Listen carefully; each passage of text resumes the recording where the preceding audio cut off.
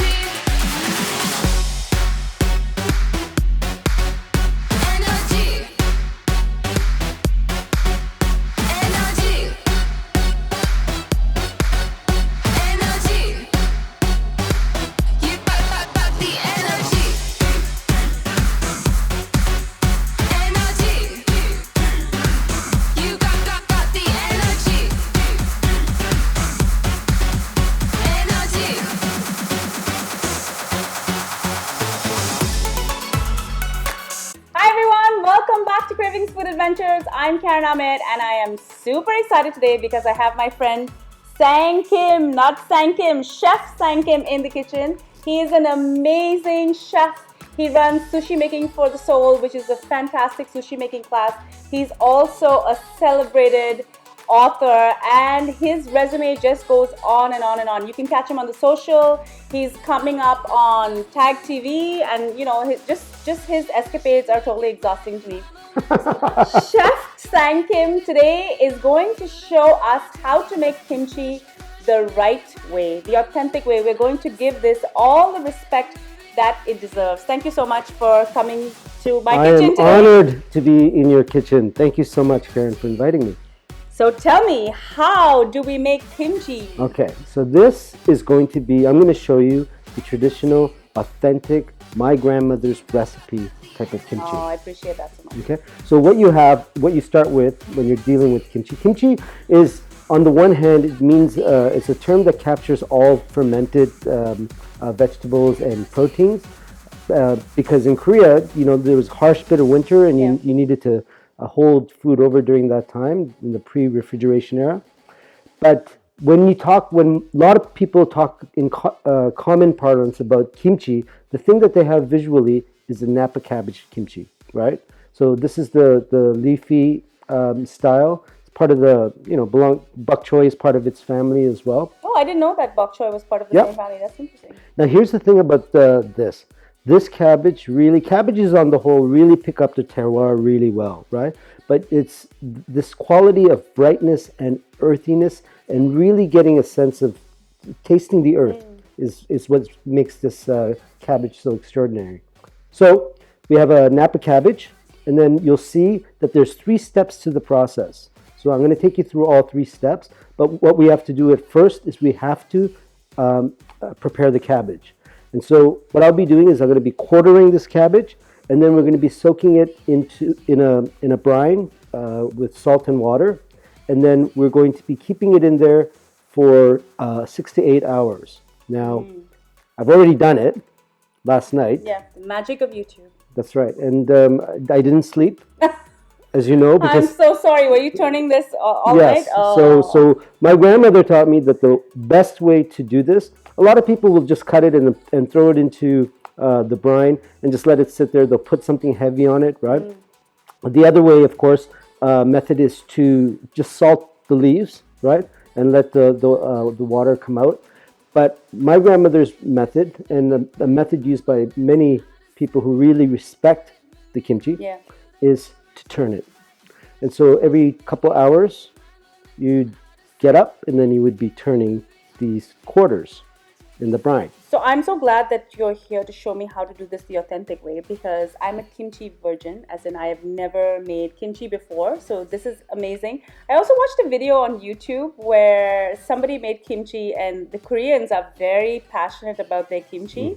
And if you don't make it right, they're going to come after you. So thank you for showing us how to make this the other way. Just quickly tell me what the other 2 steps are, since I have no idea. Okay, so after we brine this, then what we have to do is we're going to create a marinade, and then we're going to create this binding agent using glutinous sweet rice. Oh, So we're going to make a paste out of it, and then we're going to bring it all together. And then what we're going to do is we're going to wrap the marinade in between, on top of the leaves and in between. Ooh, I'm so excited. And then it's ready to ferment. Amazing. Okay. So please let me know whatever I can do to help you, and I'm really anxious to learn how to make it. So what I'm going to do now is I'm going to quarter the. Wow, you got some big knives here. So you're going to cut this in half, like so. Yeah. Split it up. See how beautiful that is on the inside, wow, right? It's yellow. Yellow, yeah, it is. And then down the middle like that. It's like eating a salad, guys. It's really good for you. It's very good for you, and it's it does some wonders for your stomach, right? Like does it? Yeah, because a lot of probiotics through the amazing. fermentation process. Now you have the quartered cabbages, and what we want to do is we want to create a brine. Okay. Using salt and water, making sure it's cold water. Okay. And let's move this and go. Okay. So you want to pour some water for me here? Yeah. So how many cups of water and how much salt? So about for one cabbage, I would use about 1 cup of sea salt. Okay. Okay. So and in terms of the water itself, probably about 12 to 14 cups. Okay. Okay. So as you, yeah. Oops. What I'll do. Let's get this all beautiful. Excellent. All right. So I mean, you don't have to dissolve everything. It's not. It's going to take some time, right? Let's just get it nice. And this is just room temperature water, right? Yeah, cold water. Cold water. Okay, Yeah. that's good to know. Yeah, cold water. Put the cabbages in like so. Now, so you already made a batch last night because it does need 24 hours. That's right. Right? So Well, no, it needs about 8. I did it 8 hours. 8 hours. Sorry, 8 hours. So imagine if you were sleeping, you'd wake up, every 4 hours which I or didn't so, do. and you would toss and turn just like your, Napa cabbage is tossing and turning, basically. That's right. But unlike the Napa cabbage, I didn't get any. I don't know if I mentioned it to you. I didn't get any sleep because. But it's going to be damn good kimchi. Oh, it's going to be very, very good kimchi. There's no question. So you know what? Every 2 hours or so, you want to come and you want to just turn it right on its side. Right, do it 3 or 4 times, and then at the end of it, once it's done, 8 hours, you want to rinse in cold water and squeeze as much of the moisture out as possible, and then set it, and then it's ready to go. Okay. Amazing. So what are we doing now? Okay, so I explained to you that there's multiple phases to make kimchi, and this is the reason why a lot of people go, oh my God, I don't want to do it. It's so labor intensive. Yeah. So this next part is to create part of the marinade. There's 2 parts to the marinade. There's actually 3 parts, but I'm going to explain as simple as possible. So this is the stuff that has to be pulsed to pureed almost to near liquid form. Yeah. Okay. Yeah, it's got to be pasty, right? So that's what we're going to do. What I'm going to put some red chili peppers. These are just regular. Yeah, I mean there's. What do they call red finger chilies or something? No, that's what they call them now? Koreans just call them Korean red chilies. Oh. Okay. Oh, that's easy. Because they invented this. KRC. Nature didn't invent this. Koreans did, of course. And then, so I put 3 in there, so it's going to give it a little bit of a kick, right? I would say 8 to 22 garlic cloves, and then onions. Okay. Right. It's like roughly 2 cups. Looks like. Yeah, I love the sweetness of these onions, right? And so we put in about 2 Now, do you prefer these onions over red onions?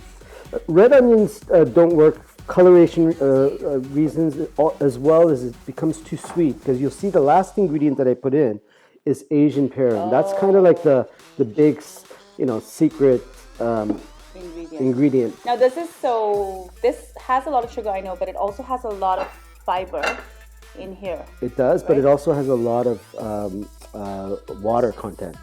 Okay, when you eat it just like that, it's crunchy, it's sweet, it's got it's fibrous. Yeah. But when it goes into the marinade, it allows you not to be putting processed sugars in, right? It softens up the Oh, marinade a little bit, that's right? a great, yeah. And it creates the kind of pulp that you want in the perfect paste. Right. And a 2-inch nub of ginger. Do you want me to turn this on for you? Yeah, let's do that. Okay. Beautiful.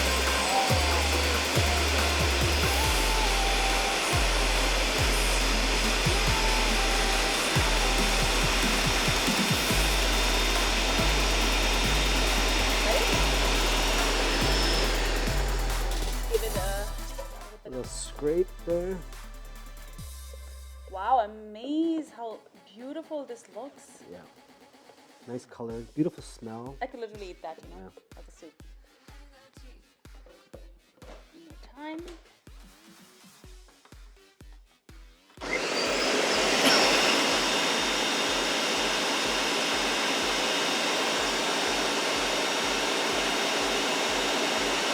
Yep, perfect. Oh, that looks great. Okay, we're done. It looks good and it smells amazing too. Mm-hmm. Okay, let's keep it aside and start with the next step. Okay. So what are we doing next? I know we got the marinade done. What's the next step? The next step is that we're going to be making the binding agent. Now, the binding agent is, in my mind, probably the most important part of this whole process, because you gotta make sure that you're getting this right. Right. Okay. So, and you're using cornstarch for the binding No, agent? what it is it's a glutinous sweet rice powder. Oh. And so one of the things that it does, of course, it's rice. It cooks very quickly, particularly in the powder form. Yeah. And so the temperature becomes really, really important, and the addition of water. So the temperature is really important, and the whisking and making sure that you get it out on time. Okay. So I'm going to put a little bit of water in. All right. Okay. You're allowing that to heat up a little bit? Just a little bit. Yeah. Not too much. You don't want it boiling or roiling, because then it cooks the rice. And how much rice flour is this? About half a cup. Okay. And then you want to start. Right. Dissolving it. Yep. Yeah. And then let's add some more.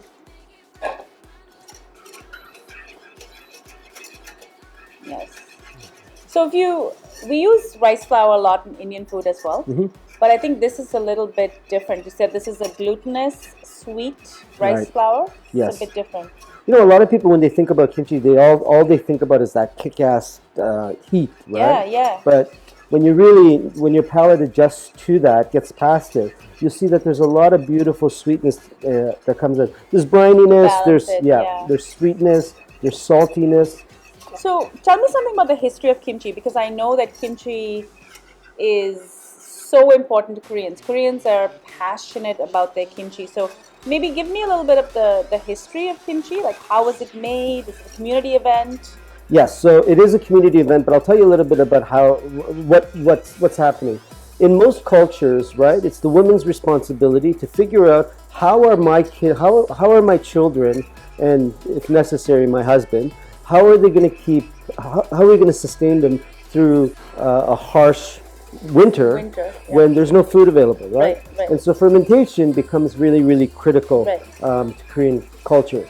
They went through a Buddhist phase, and so during that Buddhist phase, they couldn't do anything much with meats, and so Korean women were incredibly. There was a great deal of ingenuity in what they used to ferment, and so when you're talking about kimchi, you're talking about a fermentation process. You're talking about putting something in, letting it continue to live and continue to create beautiful nutrient-filled good bacteria, right? And then letting it set over the winter. And then during that process, when you need nutrition, you would go and get some kimchi from your yard, right? And how is it eaten? Like, is it eaten like as a side dish, or as a how is it consumed in a Korean household? Right. So it's the supporting actor of all of the main dishes, right? But in the case of kimchi, it's the supporting actor that every single year wins the Academy Award when the main actor fails. Yeah. So it's the thing that holds up everything else, and so you have to have kimchi all 3 meals. Particularly the Napa cabbage one, because it's the most popular. And I'll tell you, it sings. You know, it sings. It's not Psy. It's the great dancers around him. Right. Right. Right. And so once the kimchi is made, how did they, how did they store it? Because I know it's a fermentation process, and how did they kind of keep it for a long time? Right. So they use what's called, and we're going to be putting it in one today, what's called an onggi or a hangari. And what that is, they're clay jars. Okay. And in the days before refrigeration, of course, what they did was the clay jars are microporous, so there's, that air does get in to feed the bacteria because it's not anaerobic. And what happens is you put it in the ground. Oh. Right? But those jars were not only used for kimchi, they were used to contain things like the changs, like gochujang, which is the soy sauce, the tenjang, which is the soybean paste, right? So it was always used to store all something. Right. Might have been a lot of holes in your backyard for all of these pots. Well, not they weren't all holes, right? They were the holes were just for the kimchi, but things like the changs. Right. Oh, you didn't need to store those underground. Right. Right. You just put them, just lay them out. So I love that, lately I've been really into Korean cuisine. Like I started with the Korean fried chicken. That recipe is coming out soon, guys. And the kimchi. And, there's so much more to Korea than I kind of knew before. I mean, K-pop. I think you and I could easily be in a K-pop band. What do you think? I think a lot of people mistake me for Psy. Yeah, right? So, I totally can see that. Yeah, get some Gangnam Style action going on. Yeah, no, between Bollywood and K-pop, right? I think we got something here. Oh my God! Yeah, that's a great idea. Yeah. And I think it's also a great cardio workout. Like I think I wouldn't Zumba can move aside, and I think it's time for K-pop. Yeah, and I think there's a lot of I'm sure a lot of people are using it for that. But I wouldn't know because I clearly don't exercise all that much. I just like listening to the sound. All right. So you'll see that this curdles. You're going to start seeing it curdle really, really soon. Okay. Yeah. So basically, when the bubbles start, like when you start seeing big bubbles coming up in the middle, is when you got to start. You're going to see the curdling happening, and it's very important that you're taking it out at just the right time and putting it in an ice bath water to cool it off. Okay. So I'm going to get an ice bath ready for you. Okay. Beautiful. And as long you see these big bubbles coming up? Oh yeah. Right. Wow, it goes really fast. Now you can feel it turning very pasty. Okay. So you don't want to overcook this, of course, but you want to get it into a nice, good, consistent paste. Now this looks. See what's happening? Oh, that looks amazing! Yeah. Right. Once it starts getting like a whipped cream. Right. Once it starts getting gluey like this, right? It's time to take it off. Right. You take it off the heat, right? And it's still cooking, right? You put it in the ice bath. That's right. And some people, what they will do is they'll just cover it and put it in the fridge, right?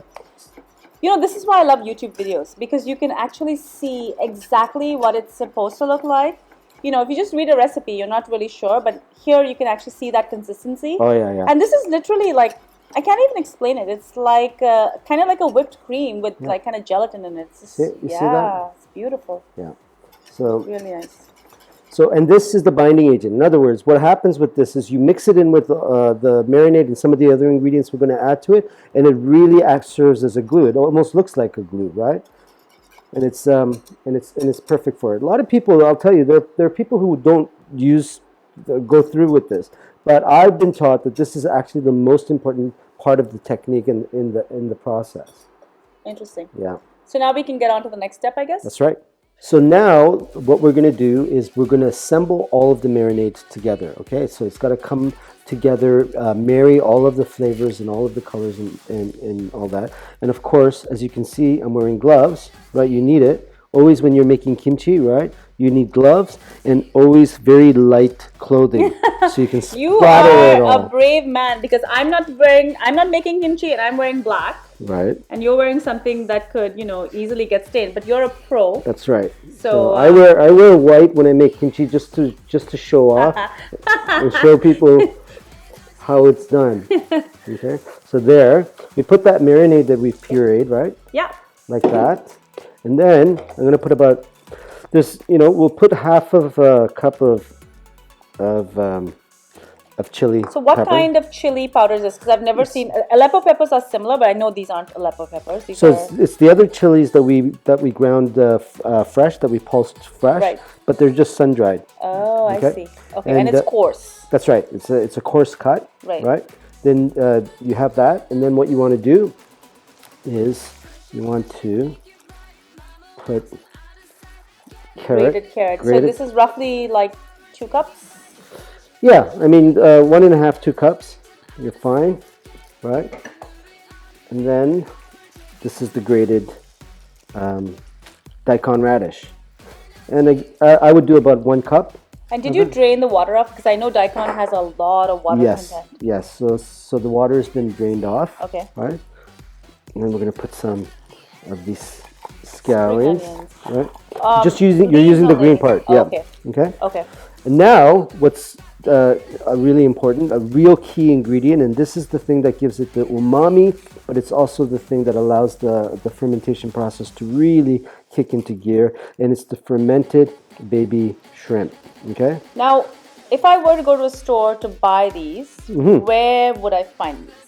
You would find them in the fridge, right? Okay. If it's a Korean restaurant, a Korean supermarket, you'll find it in the fridge where they may have prepared kimchis and things like that, Okay. right? In the same area. Does it come in a bottle or? It comes in it comes in a jar. Okay. Okay. So now what we're going to do is remember that Yeah, the paste. the paste, Yeah. right? Let me just put it on top, like so. And once we've done that, we are going to marry with our gloved hands Of course. all of these beautiful natural flavors together. That's so amazing. Okay. Now, is it possible to do a vegetarian kimchi by leaving the shrimp out? Yeah. So with vegans really kind of taking very strong positions on a lot of traditional foods that have meats and seafood and all of that, we've had to adjust. And so you got to remember, most kimchi is traditionally, particularly during the Buddhist dynasties, were vegan, right? So what you would do is you would probably use mushrooms, right? A mushroom broth. Mushroom broth. That's right. Okay. Okay, because you still need that depth of flavor, right? Which is what the umami. That's right. Yeah. Which is what the fermented and salted shrimp give it. Okay. Do you want to add some more chili pepper? Sure. Say when. A little bit more. There we go. Beautiful. Let's give it a little bit more color. That looks so good, and it smells amazing. Yeah, it's. This is why you need to make kimchi at home, because when you buy the stuff in the store, it's really not that good. But if you make a batch at home, you will see the difference for yourself. Oh yeah. And just be prepared if you're going to come on Karen's show to do it. You're not going to sleep the night before. You have to turn the cabbage. Of course. Yeah. Okay. There we go. So I'm just going to clear all of this stuff out because I know you now are going to massage everything in. I can't wait to see this part. So I have, of course, drained. I've rinsed the cabbages. Yeah. And I've drained them. Yeah. Okay. And what I'm going to do now is I'm going to pick up a cabbage. Yeah. And I'm just going to wrap all of this beautiful flavors around each leaf. This is like a spa treatment for cabbage. Oh, yeah. I would have just dumped it all in. So I'm glad you're here. Yeah, it's the dumping thing doesn't work because it's lazy people. Yeah. But that would be me. But this is you want to get it into every little crevice and cranny of every leaf. Okay? See, this is why, this was made by Korean grandmothers, right? Yeah. So really making kimchi is a labor of love. It is. It's very labor intensive. And just the way it's prepared, but also the way it's kind of executed is is intense. And kimjang, which is the annual harvest festival for making kimchi together, it is truly a communal or community-based event. Right. So what happens is after the cabbages were harvested, you'd have all the women in the village, right? They would have each in front of each house. There would have like 100 heads of cabbage. So Right. all of the women would go from one home to another, right, and prepare a winter's worth of kimchi for everybody. So, and that's called kimjang, and it's now more of a fun, and fun festival. But it was a time for Korean women to get together, talk about village affairs, maybe gossip a little bit, right? Of course. And make kimchi, and this is how you learn, right? So tell me, I know that we're making cabbage today, but I know several types of kimchi. So what other types of kimchi? The second most popular one is a radish kimchi called gakdugi. Okay, and now gakdugi is a little bit. It's a little bit less of a kick to it. There's more, the sweetness brightens it a little bit more, right? Okay. The texture will give you that real crunchy quality to it. Right. The thing about kimchi is this: because it ferments, it's a question of a total personal preference, right? Of how much funkiness you want, how much texture you want. Obviously, the longer you ferment it, the more softer it gets, the more what is it? It gets more of mushy. Mushy, but it also takes on slightly bitter qualities, right? That people love, right? That I love, right? A lot of people, when they talk about kimchi, they talk about it in relation to the growth of different stages of human development, right? Yeah. So when you just marinate it like this and you eat it the next day, and you can, right? Yeah. It's like a young child, like a toddler, right? Like slap in the face, very brash, right? It hasn't had a chance to kind of just meld together. Like the flavors haven't had a chance to mature properly. Right. So that's my next question. How long should you eat? Like, what's a good time? So with this, what I would do is once we put it in containers, right? We're putting it in a hangari, but when you're putting it in let's say Tupperware mixture or a jar, right? Yeah. What you want to make sure is that the fermentation process is going to start bubbling, right? So you want to leave a little room at the top of the jar so that it fills out, because otherwise the jar might explode. And what I always do is I tell people, put a tray at the underneath, right? Yeah, so it doesn't. Now, so I would put it in the jar because I don't have the pot. But would you leave it open for the gases to escape? No. Okay. The gases will escape. Okay, particularly the traditional type of jars that are used, glass jars that are used to put kimchi in. You'll see it's got a metal white cap, and it'll seep out a little bit. Could I put this in a regular mason jar, or I have to buy like a particular kind of No, you can put it in a mason jar, right? Just make sure you're leaving about an inch space from the top. Right, to extend, okay. Sure. And then once you put it in that container, what I would do is I would set it out in your room temperature, for about 2-3 days, and then put it in the fridge. Okay, right. And then you can eat it. You eat it at different times. Now, if the kimchi gets a little too old, there's different applications for it. You can use it when it's more crisper and fresh. You use it as a side to any main dish, right? Right. But if it gets a little bit older, I would say about a month, then you would put it in a stew, right? Like a kimchi stew. Right. What about kimchi fried rice? Yeah, for me, kimchi fried rice, if it's been sitting for more than a month, I would use it for kimchi fried rice. But there's so many different applications, for this. And it's, in the end, it's very robust flavored, right? It doesn't pretend to play footsies under the table with you in terms of how sensitive your palate is, right? It's just about a real nice kick in your mouth, and it's a joy, and it's so good for you, right? Yeah. Now I know you have the big jar. I saw you bring it in, and so when you have a jar like that, you can literally take this whole head of lettuce, and you can put it in the jar. Right. Right. But for people at home, like I would have a smaller mason jar. So at this point, would I then cut this To fit my jar? Because I can't put that in my jar. Right. So that's a very good question, Karen. What this is called pogi style kimchi. Pogi? Yeah, pogi. Pogi. So pogi means that it's, in this case it's quartered, but you can see from the stem that basically you have the whole cabbage, right? It's all of its leaves. Right. What you're talking about and the stuff that we get served in restaurants, which are like cut, right? That's called mat kimchi.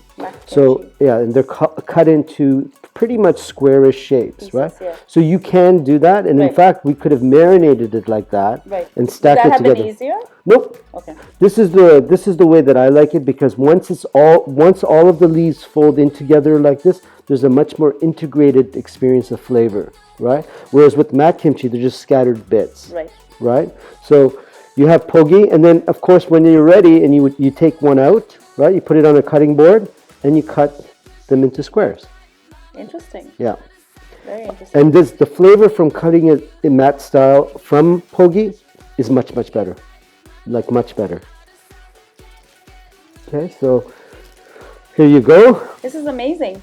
All right, well, I guess we'll just, I'll leave you to clean up, and I'm going to bring your lovely pot and we'll fill it up and we'll have kimchi soon. Yes.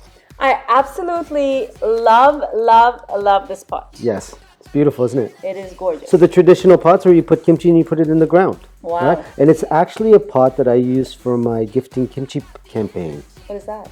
So what I do is I select random people who are giving back to the community, right?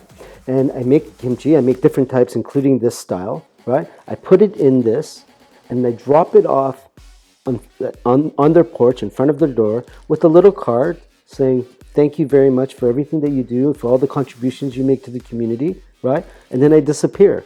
And I'm dropping off 26. Right now I'm at 26 over the course of the year. People who are giving back. It's my way of paying it forward. So it's gifting kimchi campaign of paying it forward to these beautiful people. That is one of the most amazing things that I've heard, because you always hear about people that just selfishly do things for themselves, but you are actually paying it forward, which is amazing. Yeah, and I tell them in my note, oh, by the way, give me back my jar.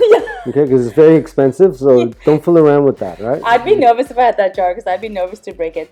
Can you put a note on the next one and say, by the way, you were on Cravings with Adventures as well? Yes. Because it's special kimchi. Yeah, you think? Yeah, it's like yeah, K-pop style. No, I will do that. And maybe like we can put like your picture of your face on the front as well. I think just the note would be fine. Okay. So here we go. It's like this. Oh, I just put it in. And you just put it in like that. It's like precious cargo goes into that pot. That's right. And amazing. It's ready to go. Wow.